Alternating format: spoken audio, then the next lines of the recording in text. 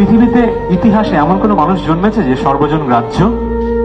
পৃথিবীর ইতিহাসে এমন কোনো মানুষ জন্মায়নি যে পৃথিবীর প্রত্যেকটা মানুষকে খুশি করে পেরেছেন। আপনি পৃথিবীর প্রত্যেকটা মানুষকে খুশি করতে পারবেন না। আপনি নিজের ট্রু কলিং নিয়ে এগোতে থাকবেন। কিছু মানুষ যারা আপনাকে জেনুইনলি ভালোবাসে, তাদের জন্য কাজ করবেন, তারা আপনাকে ভালোবাসবে। এতটুকুই এনাফ, সেটা যেই কাজই করেন।